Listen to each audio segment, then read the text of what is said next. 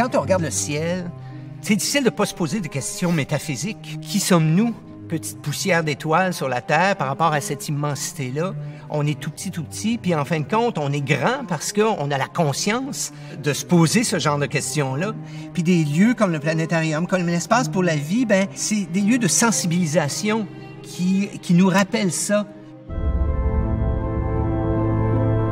Ici, au nouveau planétarium Rio Tinto Alcan, ce qui est vraiment particulier et qui est assez unique dans le monde, c'est qu'il y a 2 dômes et une grande exposition interactive. Mais le fait qu'il y ait 2 dômes, on est appelé à faire 2 expériences différentes dans chacun des dômes. Le dôme astronomique, le dôme qui s'appelle la Voie lactée, est plus interactif. On nous explique les étoiles, on nous explique l'univers.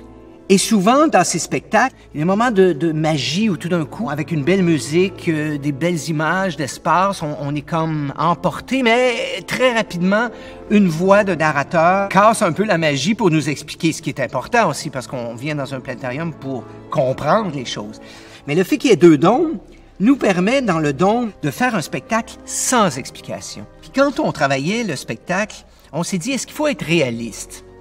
Oui, on est dans un planétarium. Il faut que ce qu'on montre soit en quelque part crédible, mais en même temps, on s'est permis une vision d'artiste. Souvent dans les livres d'astronomie, dans les magazines d'astronomie, il y a des photos réelles, mais même souvent, c'est dans des spectres de lumière qu'on ne voit pas à l'œil nu. Alors on demande à des illustrateurs de faire des images représentant ces phénomènes-là, et on appelle ça une vision d'artiste. C'est basé sur la réalité, mais il y a une vision artistique dans tout ça.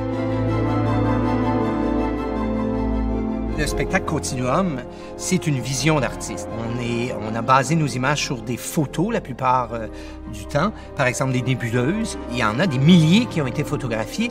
Mais comme on voulait se promener dedans, on les a recréées. Ils ont pris l'image, ils ont sorti différentes couches, ils l'ont décomposée de telle sorte qu'on peut faire un voyage.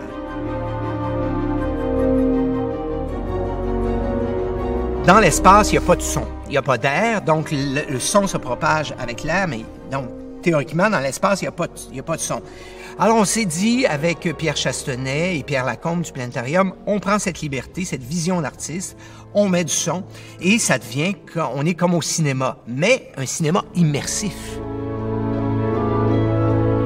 Et je pense que Charles-Mathieu Brunel, en nous demandant de faire la direction artistique du planétarium, il voulait justement avoir un œil artistique. Un planétarium, c'est pas un centre de recherche. On ne formera pas des scientifiques ici. Peut-être qu'on va donner l'impulsion à des jeunes de devenir scientifiques, mais c'est pas le but premier. Il faut séduire les gens. Pour les intéresser, pour allumer leur imaginaire, leur curiosité, il faut les accrocher, faut les séduire avec de la beauté, avec de la surprise. Puis ça, ben, c'est quelque chose de très artistique en quelque part. Et le planétarium aussi, je pense, est important. Ça parle aussi comment précieux c'est la vie. Alors le fait de venir ici puis d'être conscient de ça, peut-être qu'on va faire plus attention à notre planète et à l'être humain aussi, d'où on vient, où on va. Je pense que les planétariums posent plein de questions à ce niveau-là.